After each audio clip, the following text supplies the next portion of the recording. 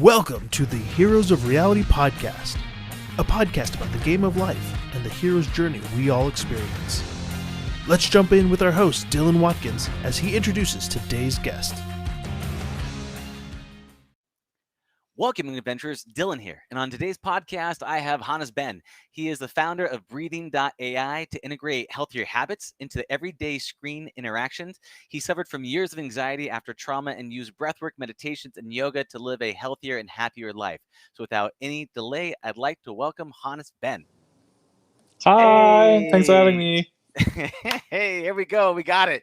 Yay. Yep, we're running. Yes. So excited to have you here today, brother. We had a little technical difficulty earlier, but we are up and running now. So it's so good to see your face. And we were chatting about how and where we met, which we were chatting was it the MIT hackathon or the USC? And I'm pretty sure it was the Creating Rally USC hackathon. Where you were talking to me about what did you make at that hackathon? Could you share a little bit about that? And we had like an amazing team, and then we created the augmented reality experience where you see your own breathing patterns, but in the form of a panda. So we had like a breathing detection. I think we used the controller of the device actually to like put it on your belly, and then there was a giant panda. I think we had like a grass field, and then the grass. What device were you using? I think we might have used the Prism device. Okay. But maybe it was another device. I remember that I got introduced to the Prism founders back then. I'm not sure if it's still out there, but it was actually a very affordable solution. And that was awesome. Oh yeah, I remember. It was like two pandas, and you were supposed to breathe in sync with. Oh yeah, it was a two-player. Oh my god, it was a two-player thing. Yeah. You both have like the augmented reality device, and both see each other's breathing pattern, and you see each other as panda also. So, but you can see each other in real life through the glasses. Then you see each other's breathing pattern as a panda, and then we created a visualization. Like I think it was a bamboo or like grass that would grow if you breathe in sync with each other. So if you think up your breathing patterns as pandas as well, and of course like in reality, then like the whole environment would grow more. But then, oh my god, I remember we didn't get it finished, so the judges were putting it on. And then I think the panda was upside down. So all of a sudden, and it was like at the wrong position. So all of a sudden, I think the judge says like, "Oh, I think I'm at the butt of the panda." So it was like, oh no. So it was like a little bit of a weird experience. But then later on, we realized it. We realized it. We used those visualizations for a project with Wim Hof. I think that's how we got connected to with Wim Hof, the Iceman. I've been working with for many years on and off, and we filmed Wim in 360, and then you would see Wim floating in your living room or somewhere, and then you would see the panda, and then Wim would guide you through a breathing exercise, as wild as he is, and then you would see the panda, and the panda's belly would expand with your breathing, and so that was like we made that hackathon was inspiration for that in a way. That's awesome. So you took what you learned at the USC hackathon, because that's the place where we're kind of judging it and figuring out and those things and came across it because I remember the panda. I don't remember it being upside down. But what I think is great about that is you leverage that and then you took it to work with Wim Hof in the space of this breathing panda. How did you come across the idea of a panda? What was that like? I think our team did some brainstorming which animals we should use. Yeah. And it has usually like a very distinct belly. So it was kind of it was like, and then, so I think that's how we decided. It's like cute, and it's not like overused, but it's kind of somewhat used, I guess. But it usually has like a cute connotation. So it's a fun choice. And then also you did another thing where you put this together with Wim Hof. With Wim Hof, how did you get him in there? Did you do like a hologram of him and screen record it, or did you like create like a digital version of Wim, or what did that look like? We filmed in 360 in Poland. Really good. That was years ago. And then I think I cut him out. Actually, spent a lot of time and like stitching all the footage together and then cutting him out. Oh my god! Yeah, I remember that. I have some screenshots of that, like putting like little points on Vim and then. So I wish we would have done that in the green room. It was like definitely more work to do it that way. But, dude, the old school things of having to stitch together all the different cameras in an array and then put that together. But then, yeah, I could imagine stitching the whole thing together and then just cutting them out. You're like, oh man, oh And dude, then I remember I did it at my a friend who runs one of the New York's largest VR companies here, and they gave me that space to work on it because we haven't commercialized it, and back then not yet that project, and but he gave me the one of their computers, which probably is still one of the fastest computers or was back then, and it still crashed. It still crashed multiple times because the footage was so good or Vim was so intense. I was kidding, but yeah, it's testing the limits of tech as VR, right? And all this 360 footage does oftentimes it's like the rendering times and everything. So it's often a game like with virtual reality and stuff. It's often a game of like shoving 10 pounds of crap in a 5-pound bag. And so like when you're doing that with like trying to stitch together those systems, you're moving at the edge. And so I feel like virtual reality is always at a perpetual thing of almost awesome, right? Like it's almost ready, almost amazing. So I'm so grateful that I don't have to do any more of those stitching of those cameras, or like the GoPro cam stitching thing. So they now like pretty much everybody uses the auto stitchers, right? Those, yeah, okay. I used to too, but still you have to manually sometimes, especially when it's not shot in a green room and you have that one person there, and then the colors are somewhat similar. You still I needed to correct a lot, and then and that was like also not just a GoPro. We had GoPro footage when we filmed Vim to go up a cold mountain, and that was actually worked really well because it was a bit of a cold mountain. I think people look at Wim Hof Poland VR on YouTube, should be a footage there. But we used like even better camera equipment for that one, for the one we shot him in the room, and so that took much longer to stitch it together and to then render it and stuff. Yeah, that's it was one of those situations where you're probably in the cold with him, going, you're like, this has got to be worth it. I gotta get great as you're Yeah. freezing. He's just breathing, just taking it all in. Oh Like, yeah. like Oh my God. So I've used the Wim Hof method for a while. I did some breathing routines. I did a lot of cold showers. Although in California, nothing really gets cold enough to go all the way in. What's been your experiences with the Wim Hof method and the breathing method and all? Like where have you gone with all that? Well, I'm infinitely grateful for it, for Wim and all the practitioners of, Tibetan Salung and Jitumo meditation prior to that, all the thousands of years that those practices have been around. I had a lot of anxiety and depression before that. I did intense yoga, then I did like Vipassana for many years. But I feel like when I discovered Wim Hof method and then Jitumo and Salung, it was really like a fast track in a way to health and happiness. And so I did that very intensely, and I just realized like, oh, this like 2 hour of sitting of Vipassana meditation I did was just very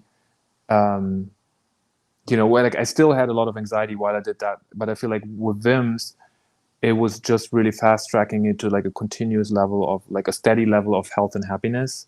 So so that was really like I can highly recommend any kind of like intense breath work, Wim Hof meditation, also the combination of the cold and breathing. And we always have the breath available in every second. I feel like, if we're talking now, if I would get stressed, I can always like take a deep inhale and to ground myself, center myself. And I feel like if you do, Vipassana meditation, you observe your breathing or other things. Anyway, I can talk about it forever, but yeah, Vim's technique was really, really helpful. And I think also Vim, took a lot of influence, of course, from other practices that have been around for a long time.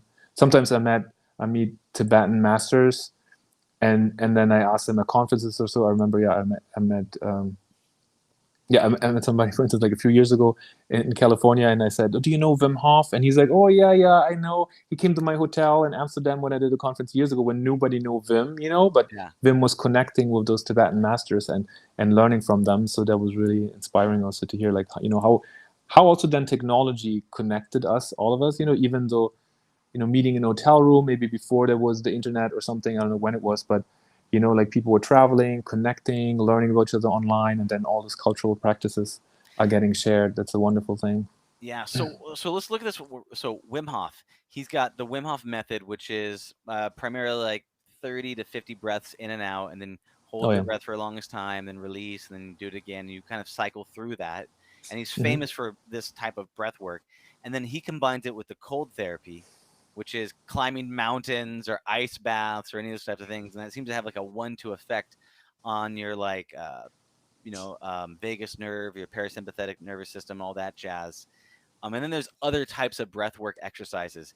Can you, as a high level, just kind of touch on kind of like Mm-hmm. breath work in general, and Mm-hmm. and so that we can kind of see that 50,000 square foot view of Mm-hmm. breath work and how it relates to Wim Hof's exercises? Yeah, so I also, how I got into this, I studied meditation in neuroscience at the University of Oregon with Dr. Michael Posner and others for a few years. We used fMRI and EEG. So we compiled all kinds of research on different meditation techniques and breathing, using also breathing. And then I actually learned about Wim's method through a scientific paper also. So they used it, as you said, like the deep inhales, letting go exhales. There's a phase of breath holding. And they showed just with that, people got trained in the cold for 4 days. But they showed that people doing this 30 breaths with breath holding were able to resist the injection of E. coli bacteria. So that's kind of crazy. They were literally got injected with E. coli bacteria in a clinical study setting. So I don't know how they got that approved from the IRB, because I was like, how do you get this approved? The IRB is usually this control system in science, in scientific research, saying like, oh no, this is too harsh. But I don't know, somehow they got this approved. And they got that published in one of the best journals, scientific journals. So I learned about it and was like, wow, this is a very credible journal, PNAS. And they did this. So I got into like studying more breath work and breathing techniques, and then his is just very simplified in a way, like you take deep inhale, letting go exhale when you do like Tibetan Salung and Jitumo, which also they have like a cold immersion technique. If you think of like the Tibetan practitioners up in the mountains there in the cold climate, they oftentimes sit there with very few clothes on, and then they learn how to dry a wet towel on their bare torso or something, just with awareness of your body. And there's certain components that are not so easy to translate, especially with Jitumo and Salung. You have to rotate your arms a certain way, hold your breath a certain way. It's like it's a little bit more elaborate. With Wim's is like deep inhale, letting go exhale, hold your breathing. Well, there's a little bit more to it, but so I think like he simplified it, but there's different components. The benefits in a way are there, very similar, like health wise and also like in terms of endurance wise. But let's look at this real quick. Okay, so we have Wim Hof's method, and this is me just trying to repeat it back, is essentially the entry point for breathing meditations. It's the simplest, easiest to get started, allows you kind of get kind of your feet wet in the whole the breathwork space. And they did a study where they were able to resist bacteria that they had shot in them. Was it bacteria? E. coli bacteria. So they wanted to. Wim came to. I just also want to like say a little bit about the thing that like Wim's is the entry level. I disagree a little bit, but Wim was just very unknown, and he was like, he was kind of known for some stunts in Dutch television because he's Dutch, and then he came to this research lab and said, I can control my immune system. So they're like, yeah, right. We inject people with E. coli bacteria for tests. Nobody can ever, everybody gets like flu-like symptoms, fever, all those things. So they said, well, and then he looked at his records. He can swim under ice. He holds, over 20 world records in cold immersion and stuff, submerging himself in ice cubes. And he said, like, everybody can do what I can do. So they injected him first, and they saw that he didn't have any reaction. It was almost like injected with sugar water. And then they said, well, how long will it take you to train other people? And they said like 4 months, a few years. And then he said 4 days. So he trained people in 4 days. In Poland, I actually went to Radboud University, who did the study, and they spoke with the researchers. They went to Poland too, in this training facility, and they said, and I always think I saw it prior to meeting Wim there, went before, but in Poland, I was like, it's an elaborate study setting, a training system. But then Wim was sitting down with us, and he said, people always think like we did this whole day training, getting up in the morning, going to bed very late, and he said like, we did some cold exposure, some breath work, and then at 3 p.m. we sat together and sang with the guitar or something. So I was like, oh my god, it wasn't so complicated. But I do believe, therefore, it is like a simple technique. It is simply to follow technique, but then there's also so many versions people guided these days that I think a little bit off and wrong and not really helpful. But I do think it is a very intense technique. So if anybody does it, oftentimes they get tingling, lightheadedness. I mean, I've guided thousands of people in this and other techniques, and oftentimes people who do a similar version of this, they say, one even was like a long years Zen practitioner. He said he got, after like, I don't know, half an hour or an hour of this breath work, he felt as relaxed and as, I don't know, elevated or something, or as calm as he usually felt after like a week or 10 days of a Zen meditation retreat.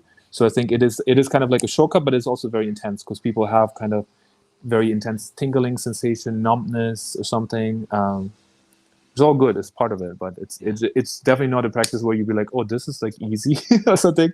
So yeah. So it's simple and also powerful, and so Yes, very intense, very okay, intense. so you feel through. Yeah, I found it to be incredible. It's one of the best things I've seen in terms of like regulating your emotional systems and being able Oh to kind yeah, of like shift your states. it Uh, is. and and um, and I am curious though, like, so what do you think are ones?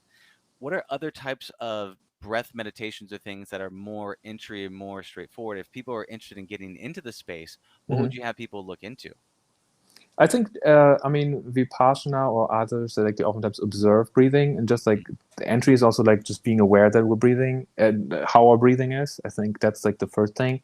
Just simply sitting down and just, if we have our eyes open, we can't help but just to spend 70% or something of our energy on our visual cortex. So just sitting down, closing the eyes, and then just like sensing, maybe with your hand here and maybe with your other hand on your belly, Mm, how are you actually breathing?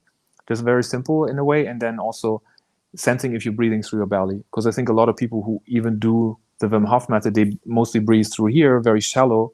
So humans breathe about, on average, 22 to 23,000 times a day. So mm, it's, between like 15 to 20 breaths per minute. It's a little bit, I would say, or way too shallow, because oftentimes it's only utilizing the upper part of our lung wings, versus if we expand our belly, we can breathe much slower, mm, and thereby also, and if we take a letting go exhale, we actually get twice as much air in. So something as simple of like being aware of our breathing, trying to expand our belly and our whole torso like a balloon on the inhale, and taking a letting go exhale. All those are very, very simple things. And then also, when our mind is racing, when going to bed, for instance, last night, it was like I can't fall asleep or something. It's like mm, I felt so awake, but then I was, I just slow my breathing pattern down. So I was just like lying on, even on my belly, just to sense my breathing more. Also, when we lie on our belly, we can expand our lung wings more. And I was just like slowing down my breathing. And the next thing, I was probably asleep. I can't remember. I don't recall being awake for long in my bed. I was just like slowing down my breathing. And therefore, I didn't bring thoughts up. I was just like, just taking the slowest possible inhale I can take. mhm. And then usually the mind and thoughts are stop racing and stuff. So it's interesting because you're talking about the come up with different benefits. One is being able to go to sleep. The other one's being able to shift your energy. Another one seems to be control your immunity, if you can Yeah. access your autonomic nervous system. I mean, what are some of these benefits that like being able to master breath control work and and breathing meditations? What are the benefits of actually going through and doing this type of stuff? I really think like just not getting as stressed in the daily life. Mm, And then I don't think I would have been able to do 20% of what I've been doing the last was like 6 years almost, or 5 years since I started it. mm, 6 years or 7 years. Well, Vipassana 7, and then Vim's 5 or 6. 6. So I don't think I've been done like 25%, because I barely take. I should take more breaks, but I work so much. I mean, I love what I do, but it's also, I'm constantly aware of my breathing. I don't get sick. I haven't been sick since I started the Wim Hof method, so that's been very, very incredible. Because I used to get like flu. I used to get, I get headaches sometimes. That's it. Maybe it's like sometimes too much stress, but too much work, but task. But what's your what yeah, does that's some what is your deep regiment? sleep. Well, this was I just went real Yeah. quick. Just what does your regiment look like for the Wim Hof method? Like, what is your I mean, I guide people. I have a meetup group uh, with a few hundred people in New York, and so I guide them regularly, or mm, online, or private clients. So I feel like I'm guiding a version of the technique, or I modified or I integrated a lot of other things in it, and do like a mixture. So I've been doing that, but me myself, I just be aware of my breathing the whole day when I'm conscious. So if it's almost like, if I notice when my breathing is more shallow, and then I bring more awareness to my breathing, and then I sigh. So the main thing is for me just like sighing, because like a simple sigh creates twice as much air flowing in, and because it kind of like pops up open we have like about 500 million alveoli in our lung wings, and when we breathe very shallow or just in general, they get clunked together. So just something as simple as like a letting go exhale can open them up. And I think I learned a lot through doing the Wim Hof method and other techniques. So for me, it was kind of then becoming aware of my breathing all the time, and just learning, sensing when I need more energy, when I want to relax myself, and having the breathing awareness and the deep breathing available at any time of the day. Or sighing, or adding a smile. Sometimes when we don't feel like it, just taking a deep inhale with a smile can then signal our body, oh, I have to create so-called happy hormones or something, so it simplifies things. Because I think, if we're breathing shallow, oftentimes that happens, especially on the screen. We're breathing shallow, we're sitting on a screen, and we're not taking deep breaths, and then it kind of like accumulates over the day. We're tensing up our body, and we're consuming a lot of energy on like the tense muscles and stuff, instead of just like sitting more like this, relaxed and breathing deeply. And I think all that work of many years and Wim Hof technique and so brought me that awareness. So now it's like Wim said, like second nature or so. Got it. So you're playing a game of constant awareness of your breath. So you're playing a constant awareness around your breath, and then adjusting and pivoting when you need to by taking like sighs or smile sighs, which remind me of like, I don't know, like you're gonna go over the edge of a roller coaster, like they're like, and then you're like, yeah. And you go around that corner. But that's okay. So that's the game that you're currently playing, and that's because of that you feel like you've had, like, go back to the benefits. You control your emotional states. You're able to kind of be aware of it constantly, and you can shift to where you want to go. Are there other benefits besides those things that are top of mind for you on what why people should want to master their breathing? Yeah, I mean it's so I don't know. It's so definitely better sleep, like such deep sleep. I can taking naps anytime I want to. Digestion. I had like that's probably not so much talked about, but I feel like I got very good in this area. Just like, because if you breathe through the belly, I think like the one thing is people don't forget, like the diaphragm pushes down. If we only breathe through our chest, like the whole belly, all the organs in there and the digestive tracts, and so they get static. So if you breathe through your belly, you push the diaphragm down, and it's a constant inner massage for our organs. And I think that's, aside from digestion, I think there's so many other benefits of like getting those organs up and moving, because it's designed by this. So if you think of a baby, as babies we all breathed only through our belly, because the muscles on our rib cage are not developed to expand our rib cage. So we start with belly breathing, and then I think evolutionary would have made sense that through that belly breathing we add chest breathing. And in certain cultures where there's not so much emphasis on like a six-pack, on tensing up, like in this culture, in Western culture oftentimes, and some other cultures too, you just be like, oh no, you keep the belly breathing and then you add the chest breathing. But I feel like in our culture oftentimes we imitate our parents at a young age. So at the age of 2 or 3, when we can breathe through our chest as well, we might have just looked at it. I know I'm drifting off topic, but I find that I wanted to mention this. We copied our adults, and then we don't get all the benefits, and we copy and we only do chest breathing. So it's digestion, better sleep, immune system, calming yourself, relaxing, of course. I think also like, stage fright, if you want to do public speaking, because then you take a few deep breaths and you bring your awareness to breathing, and it's away from the thought of like, oh my God, I have to speak or public speak. Let's touch on this real quick. So one, the main principle and takeaway is that better breathing leads to better pooping. Is that what I'm hearing right now?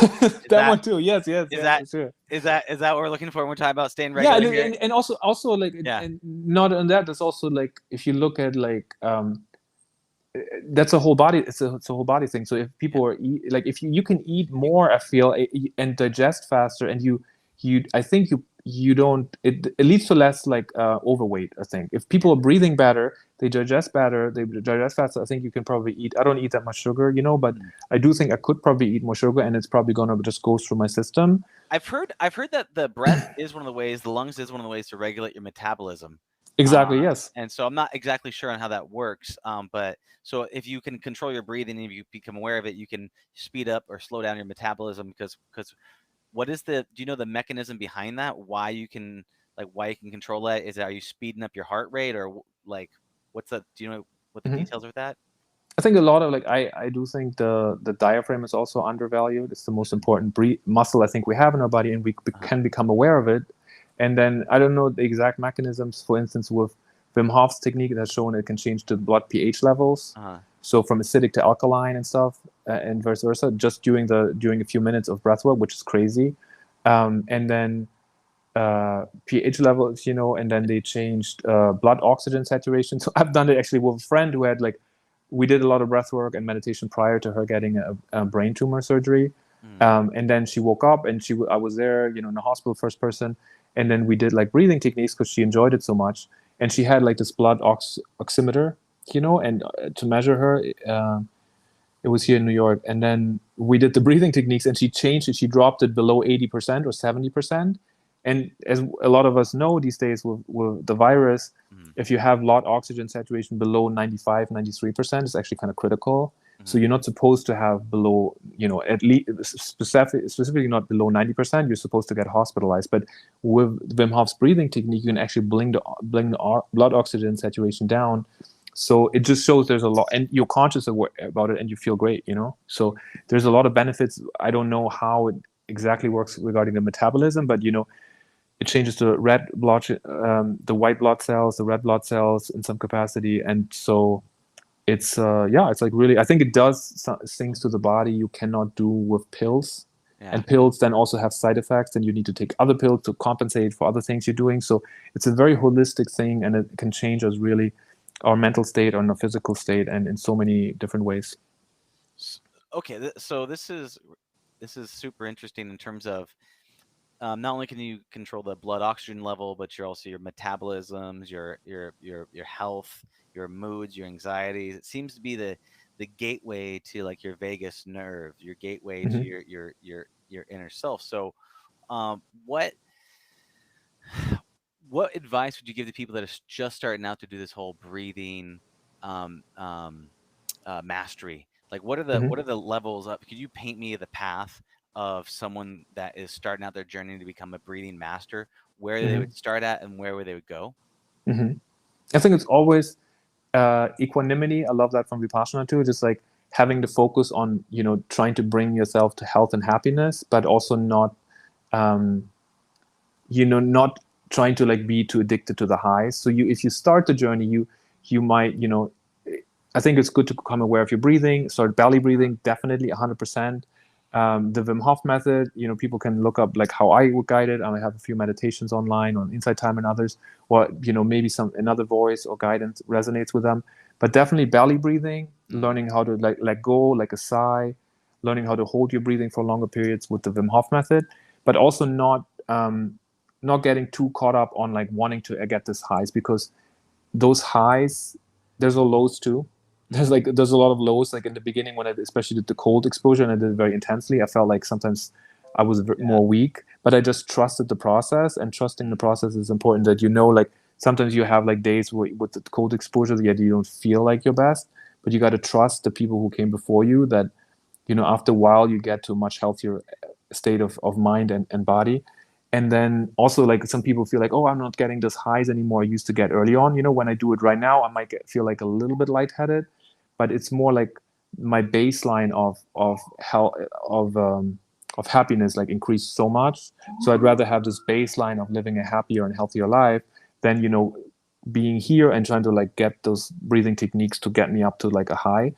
And so like simple belly breathing, awareness of your breathing, and doing it as much as possible, and to not because the more you do it, the more you become aware of it. If you practice breathing in the cold shower also, it's another thing, because the cold is a very cold shower or cold environment. If you have a walk-in freezer, I was like, that's what we did too. Sometimes I did some summer camps. Oh yeah, I think I did a summer camp with kids actually, and then they allowed us to like do a walk-in freezer and stuff. We were like, staying in there, staying relaxed.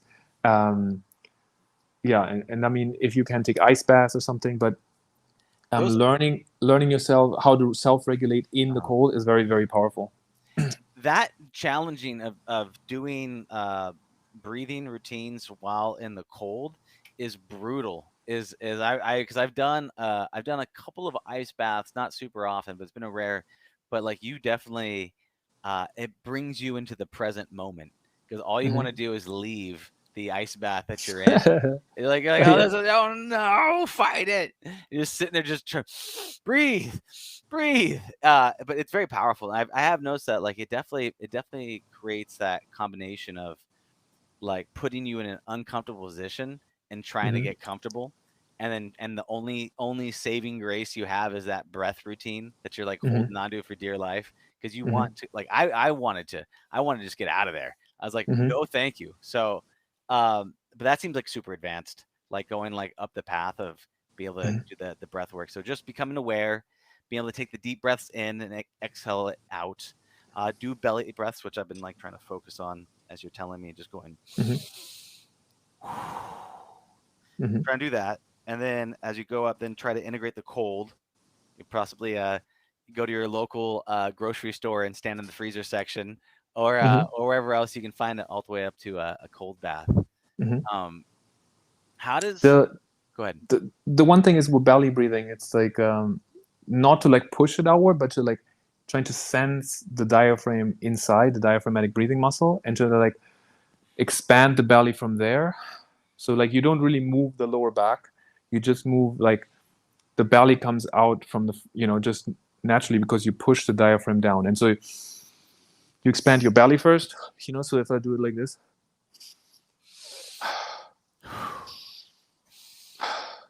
so like this. So I have like no shame of walking around with a big belly in public because I know like it brings me so much joy. But I know in this culture there's like, and I honestly like I think there's such a focus on six pack because you show that you you have a very high stress level, and like the main, I would argue that the status of the society is oftentimes if you're very stressed, you show that you're hustling hard and you're trying to achieve something. And if you come up as relaxed, and a relaxed belly can either like show like obesity, which is not favorable in society, or that you're very relaxed and breathing just very relaxed. And both of those things are not very well regarded, as I would suggest, in the society. So I think that's why there's such a focus on the six pack. But I feel like I actually have a friend who also did the Wim Hof breath with me along for a while. He moved, but he was saying, like he felt the most tense when he was doing like competitive weightlifting, Mhm. and he was wearing all this very, very tight clothes, and he had to like show that he has like six pack and all this muscle, and and the six pack, and he said he never felt as tense in his body in his life because he always had to like really hold this in. Mm. And yeah, I know like a lot of people who do bodybuilding and whatnot, it's like, why should I do like train my diaphragmatic breathing muscle inside and I have a big belly? But that's my suggestion. And like you can still do belly breathing and have a six pack. It's just more like you just like allow your diaphragmatic breathing muscle inside to become more trained. I haven't seen footage of it, but I feel like the diaphragmatic breathing muscle is like very, very thin for most people, and if you train it, you have a very strong one. I never thought about there actually being shame around breath work, like breath work shame, because you do like stick out your belly. I'm like, trying to stick it out. I feel like the I can't think of the name, the chick from Frozen with Let It Go. The song Let Oh, It it's like Go. Like uh-huh. I'm just like let it go. I'm just trying to like Oh, stick yeah. out, stick out my belly as I'm doing it at the same time. But you're right. There is like a need of like one to look fit and healthy, and Uh-huh. people judging you for sticking out your belly and looking like Mhm. you're a guy who's pregnant or something. But Mhm. it's like, but you can see, but the benefits are massive to figure Mhm. out the stuff. So how does let me ask you a question. So how does breathing.ai work in with this whole breath work? Like, can you talk to me a little Mhm. bit about your work with breathing.ai and obviously your passion with breath work and Mhm. how you're merging technology and breath work together? Yeah, nice. Thank you so much for asking that. Yeah, with Breathing AI, we are creating adaptive screen experiences centered Mhm. around the user's well-being. So we're detecting the user's heart rate and breathing patterns using the webcam and machine learning. And then we can adapt, our program can adapt the colors and the brightness to each user's state of well-being to show, like maybe a different type of brightness, a different type of color can help you breathe a little bit deeper or be more relaxed. And then also we give breaks. So breathing AI also offers like simple breaks. And it's not only breath work, it's a lot of meditation practices, movement exercises.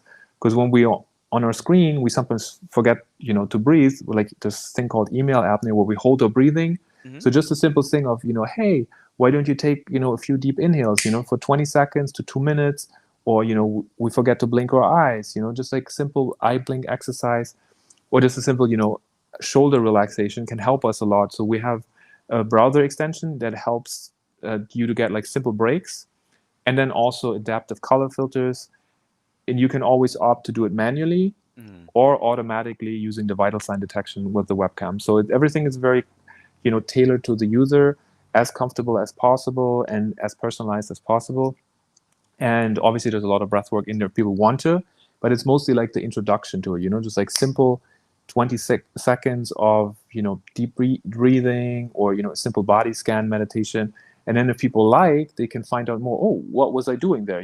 I only became aware of my breathing techniques maybe in my 30s. So I would like to other people to become aware of that earlier, or at some point in their life, and to see like, oh, maybe that helps me, or maybe like a movement exercise will help me, or like a simple meditation, and then people can explore further. So we have a library over 100 techniques right now, or simple practices, exercises, very very simple, and then color filters. And yeah, I'm very passionate about it, and my team's awesome. I love my team. So grateful to be working so far on this. We're about to launch our public product, and I mean, I want to take it to that the whole screen experience, the whole settings, the contrast, brightness becomes adaptive Mhm. to our breathing patterns, because I think there's rarely anything that is as wholesome as breathing pattern and the heart rate.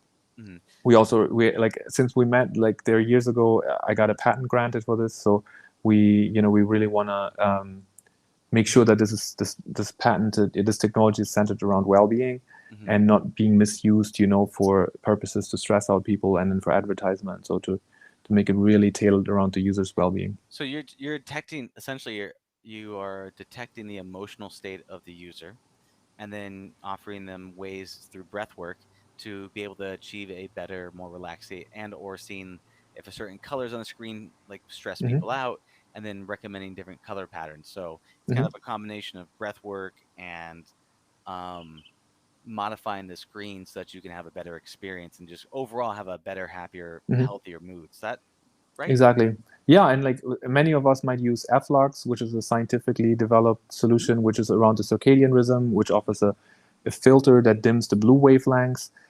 But for some people, actually, there are recent studies shown that an orange filter might not be the best. Maybe it's more brightness or dark mode, but then also maybe grayscale. But so each of us humans, we're all different. We might grow up with seeing our parents in bright red, and the parents are super calming and soothing. So our body, mind body gets conditioned to, think like red is a very calming experience. We probably all met somebody where we were surprised about what that person's most calming and favorite color is. So, but on average, for the ones who are using iOS systems, when we're texting with each other, it's like blue and grayish color, because those have also our studies have shown to be very soothing. Hmm. And then a bright green, for instance, have shown to be very stress-inducing and heart rate increasing. Not for everybody, but you can think, if you keep using a chat app that calms you, and if you see a bright green, you're less likely to probably buy a product that is that bright green.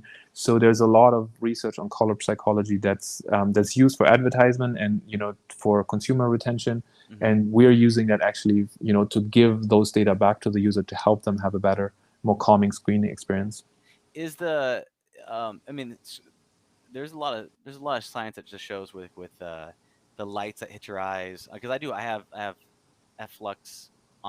on my PC, and on my phones and stuff, so that I can have a better experience, and not get all like stressed out with those bright lights, especially considering like you're not Hmm. supposed to be on it late at night, and I'm totally on it late at night, and so I do the best I can with just having the color change palette. The one that I do want to talk about is we talked about the breathing routines and breathing.ai. So like on there, you said it's simple, but I mean, is there progressive paths for them to go to learn the breath pattern, or is there a way that they um, do you have it gamified in a way, kind of like they do so Hmm. many in a row or something, or because I think there's like getting people to just do the thing again and again, it Hmm. would be super beneficial. Hmm. Is there anything that you're trying to do with the app that you're working on? Yeah, I mean, like people can set their own intervals, Okay, cool. so they can see, like I want to get it every 5 minutes or 50 minutes or something. So you have at least, and I think it's a lot. What we're doing is about healthy habits. Mm, It's if you want to balance out 10, 11 hour of screen time, average screen time we have right now, or even more, with a 20-minute or 30-minute meditation in the morning or at night, it's hard, right? yeah. Because you're trying to accumulate so much stress over the course of the day on the screen that it's hard to kind of leverage it. So we're building those in while you're on your screen. So Mhm. hopefully you can have that awareness, develop that awareness of your breathing patterns, of how to relax your body, blink your eyes, and so in your daily life as well, and be more efficient and faster while you're doing your things on your screen, because you got more energy, you're more relaxed, and we actually comprehend things more if we're more relaxed. And then instead of getting more and more tense over the course of the day on the screen, so actually helping you become more aware of your breathing, and then building those habits into your daily life. And so you can spend more time with each other, less screen time, Yeah. but it's more effective. And also then the colors, that they become more adaptive to the breathing pattern. And we're seeing, we see our product develop to like a state of very high accuracy. Right now our product is state of the art code, to Mhm. detect heart rate and breathing patterns. But in the future I see everything being adaptive to the breathing pattern, so AI takes that on. And then I believe that the human body, mind body, is so smart that if something becomes integrated into our daily life, either consciously or unconsciously, there's some connections being made in our body. So I believe when AI takes that on, that breathing awareness and the color filters are there, that we consciously or unconsciously notice that, and then there's connections more made from, let's say, to simplify things, from the brain to the breathing or the vagus nerve, um, and those patterns become then built in. So I'm pretty sure, like with all the years, it's just practice, right? Like I'm not special. Like with the practice of many years, I probably developed more connections in my brain and my body to my vagus nerve, or my on my breathing, awareness. So whatever those pathways are, they're more trained. And so I think I don't want anybody to go through this intense years of training I did. That's why I built this out. So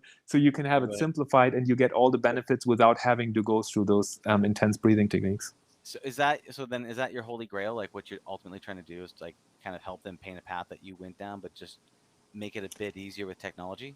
Not that necessarily I went down, like in terms of breathing awareness. Uh-huh. Maybe there's like a certain comparison. Like I think I do believe I would never want that to stop. Like if Mhm. like take my car, but don't take my breathing awareness away ever. From me, it's like the most joyful thing. So I don't think I've ever anybody ever say that, but I love that statement.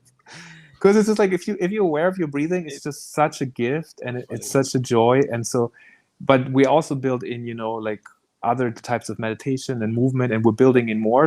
But I think having AI, having a tool, a program that right now is a browser extension, but we're extending it to other things that will help you to learn things consciously or unconsciously and build them in.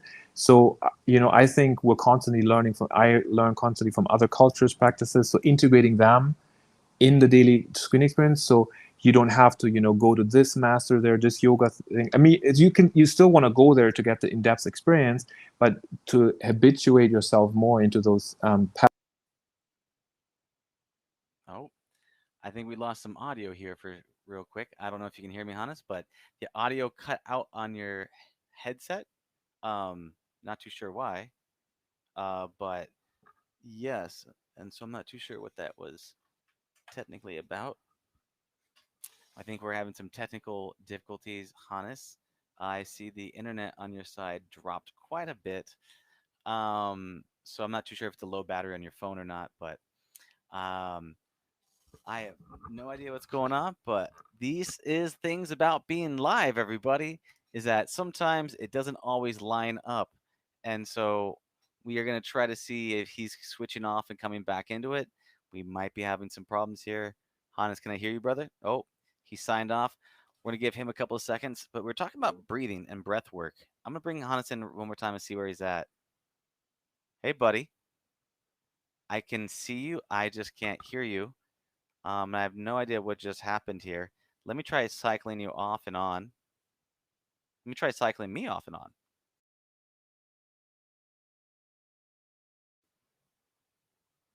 Can you hear me? Strange. I can't hear you at all. He's going to try one more time. He's got one more thing planned. He's going to sign off. He's going to come back in. We're going to give this one more round. So that's Hannes Benz. As you can tell, a master of breath work, obsessed with it. And you really do think about it. If you look at it from the perspective of actual, like, controlling your body is actually being able to control with your breath work. Ooh, I hear How about audio. now? I can hear you Yes, you can now. hear me? Okay, cool. Oh, Yes, wow. I Sorry got about you. that. It's I don't know what okay. happened. I don't know either. Um, Um, but we were but just, yeah, but essentially we were talking about this, and this was really what I wanted to get to. Your holy grail of helping of creating breathing .ai. What's your ultimate vision for that? For the breathing.ai? Is it a mobile app? Is it a what's going on for you with that?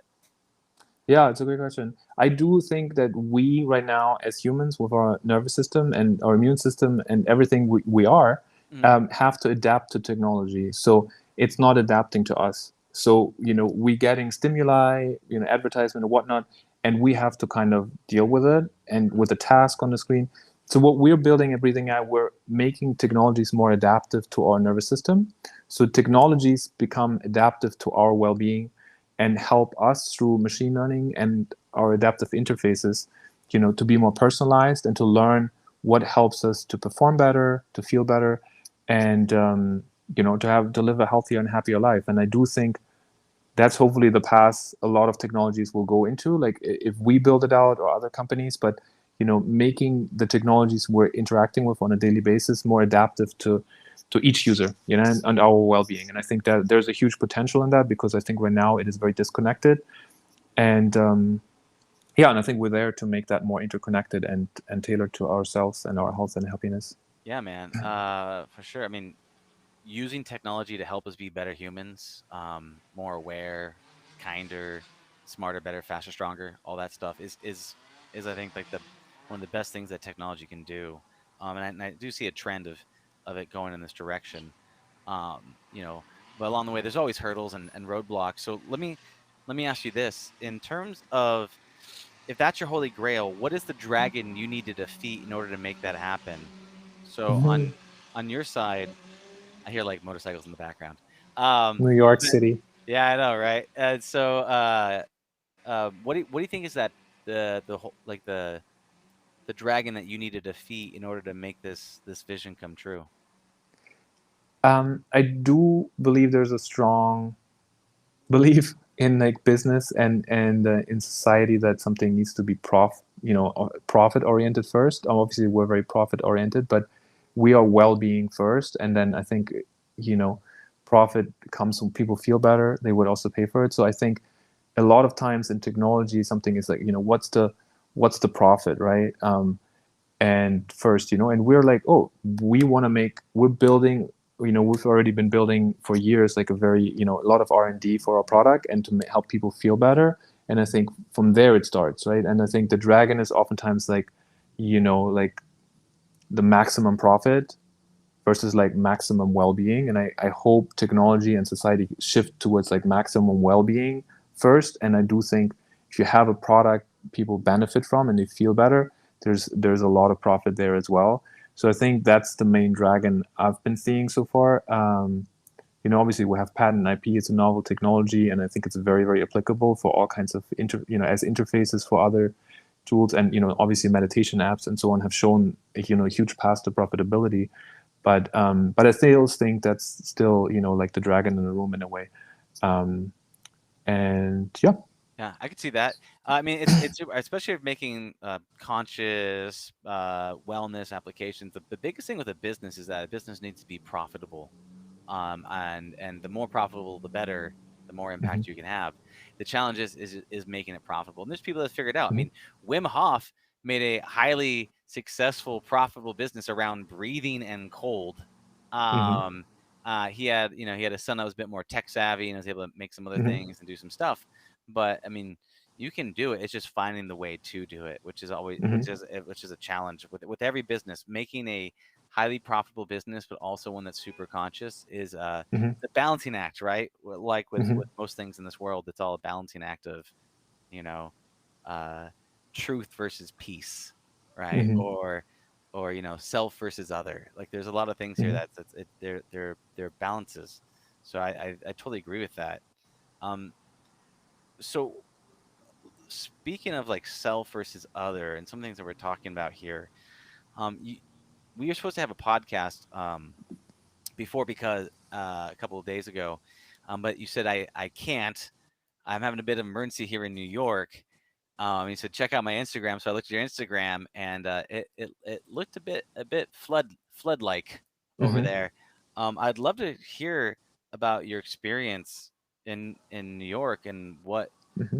what's been going on for you with this whole new climate Hmm. situation that we're facing.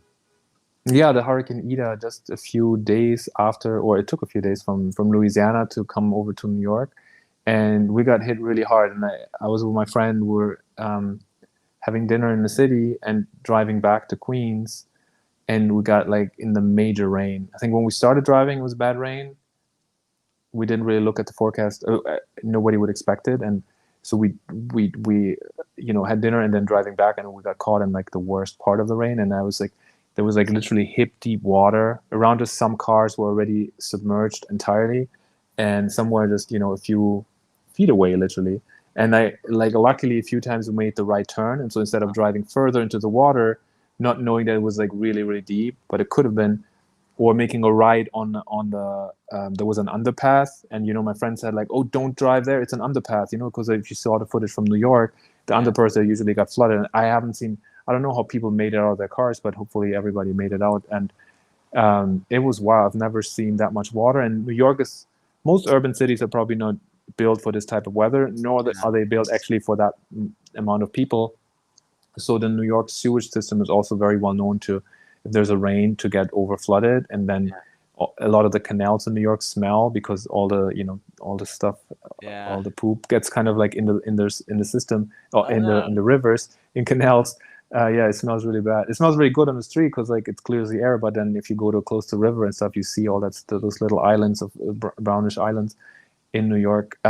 So yeah, that was really rough. And I mean, I dried, we had to dry out basements here in New York and dry out my car. I like had it like the hood open in the morning because I heard it when I was driving with my friend. We heard like cluck cluck cluck cluck cluck it going in. I was like, oh my god, like how much more water can come into my car that we stopped driving. A lot Oh of cars yeah. stopped driving. A lot of people, lost their car the next day. I saw a lot of cars on the highway being stopped on the right side with their hood open or whatever, or on hills actually. And so I think a lot of cars didn't make it, or the next day people thought like, oh, it's fine, but there was a lot of water in the hood and stuff, and then the electric circuits got burnt down. So it's been very wild, and I've never seen something like this in 10 years in New York. And I heard Wow. Sandy, the superstorm, wasn't as bad in terms of all the streets because it flooded like the zones close to the river and the ocean, but it wasn't like this like major storm. Within a few hours you had this massive amount of water coming in, and I think that clogged. I saw like groups of 3 4 people trying to like unclog like the, what is it, like this, like I don't know what's called, like the filter, like those metal things on the street to, where the The water gets drain. into, to Yeah. drain. They try to Yeah. unclog them, but it's probably not possible because probably the problem was the sewage system, and all the stuff in New York got overflown. So probably the water was coming from above and then from below too, because everything was overflown. And then it took a few hours. I mean, the next day it looked kind of fine. There was a lot of puddles and little lakes, but you could see it on the cars being somewhere stranded and stuff, that there was some movement and some flooding, Wow. major So flooding. so totally not prepared for that. Like, did it ever feel dangerous, or did it feel like, oh, we'll be fine. We're just gonna make it through this? Like, was it like did it? Yeah, it's my first car ever. It's my first car ever. So I was in the car. I was like, oh no, I don't want this. It's luckily a larger car, so we settle a bit higher. But I don't know if I would have gotten. I thought like getting like an electric car, which I mean Yeah. I have a hybrid, but electric car, which would have been much closer. So I think Yeah. like that car would have probably not made it. At least not the water I was driving to. But yeah, my friend was not amused and very panicked in a way. I tried to calm the situation down. I was like kind of entertained, to be honest. I mean, not about what I saw on other Yeah. people, but I was sitting there driving and taking videos, as you can tell from my Instagram, Yeah. which because I mean, I got struck by a lightning on a boat once, and so I'm very fascinated by storms and lightnings and stuff. And so I have it on video back then too. I was like filming the storm on the boat, and then I was touching a metal rod. It was like a tiny little boat, like almost smaller than my car. And then the lightning went through the boat and me, so you can hear me and one of my graduate students back then saying like, I felt it and stuff. So I don't know. Since then I was like, oh, lightnings are not that bad, and storms are, you can survive them. So I was more amused and entertained. Not about the footage I saw from other people. I wanted to help, but I also needed to make sure that I save, my friend and I first. Once you get the worst of it, once you get shocked by a lightning bolt, storms aren't as scary because you already gotten the brunt of it. Yeah. Mm-hmm. I was just curious with the water flowing everywhere. I watched it going into the subway and all those other places. I was like, that seems like an incredibly dangerous spot to be in. Mm-hmm. If things are getting crazy like that, and I've never seen that. So, because you're like, oh, it's you were the first indication that I knew something was going on. Because you're like, hey, there's emergency going on in New York. So like I Googled it, I looked at it, I was like, oh, okay. The subway system. It's so wild. Like every time New York gets hit with Sandy or this, you see the subway system, and yes, it got shut down for a few hours or maybe a few days, certain lines, but it always comes back up. And I don't know, a lot of people haven't seen the footage. If you like search for, EDA, New York, MTA or subway, you see this footage where it's like blasted through, like on top of the cars, coming all the way through. But it always survives. I don't know how the New York subway system survives, but it's literally like this cockroach, like, sorry for the, not meant as an insult, but it's always surviving like any kind of Get a situation high and condition. resilience. So yeah, Yeah. I don't know. The New York subway system is a mystery in that sense. It's a funny cockroach style, but that's the first thing that comes to mind with it. Is just New York subway, but it's incredible. It's incredible that we're able to survive that and do that and get the power up and running. I mean, it's a lot of people to serve in a small area, and so being able to do that is uber impressive, man. So are you gonna stay inside New York? Has it scared you off? Are you gonna go somewhere else, or what do you? Yeah, I'm always looking like how we can get the best support for our startup. So I'm open. I mean, the Bay Area is obviously very supportive of the startup community, and then there's other places in the US or internationally that are very attractive. And so we're in an early stage where a lot of our team members are in Seattle, LA, Bay Area, New York, New Jersey. So we keep working remotely. So I'm very open to also relocating myself. Obviously, I love New York and I've been here for many years. So, but the world is big. So I come from a tiny little village of 230 people. So most places are pretty big and interesting for me. What village is that? What's the name of your village? In Germany, my mom has a house in a place called Roge, which is about 230, and then my father's house in Norway is in a place called Hasselvik near Trondheim. That's maybe 400 or so, but it looks smaller because in Norway the houses are more dispersed. Norway is almost the same size as Germany, but has only, I don't know, like 1/20th of the population or so. So yeah, but the villages I grew up in are tiny. So a tiny little village to New York City. That is a hell of a contrast that you've gone through and experienced. Well, I think it's awesome, man. And I needed to learn how to self-regulate my stress levels to maintain, to keep living in New York with such high stress levels here for sure. They run at a higher octane. They definitely they're a lot more go now. Go try that, then try Hawaii. Hawaii moves it like at a different pace. It is intense. Like me, I'm like, we gotta go, guys. We gotta go. And they're like at a stoplight. It turns green. 5 seconds later, they decide to go forward. It's a whole thing. It's a whole thing. No, in New York, people stand on the street because they don't want to miss out on like the few milliseconds they can be faster. So funny. So funny. Awesome. And Hannes, this has been great, man. I'm so glad to hear that you're safe, and I love all the work that you're doing, brother. Thank you so much. People want to find out more about you, is there anything else you'd like to let them know about before you tell them how they can get a hold of you? I'm easy to find like on like social media or like Hannes at breathing.ai. I'd love anybody to see this, just to really explore breathing and a deep inhale and like a sigh. If somebody takes like a deep inhale and just like a letting go exhale, and you take 5 of those, just like a letting go, like you usually feel a little bit lightheaded and dizzy, but it means that you change your blood chemistry. So like you already got the benefits out of the breathing, and change it a little bit. So anybody who listens to this, like trying it out and just giving it a chance, it has helped me so much, to be healthy and happy, and or any type of other mindfulness and practice. So, just here to like help. So, thank you so much for having me and like sharing my story. Of course, Hannes. I appreciate you. It's great to connect you. It's awesome to hear your journey from USC to MIT to where you're at right now, man. From the small village in Germany to the big New York City. This is so fun, man. So I appreciate all you do, and yeah, man. Look forward to that app coming out, and have a blessed and beautiful day, my friend. I'll see you in another reality. Thank you so much. All right, brother. Peace. Catch you later.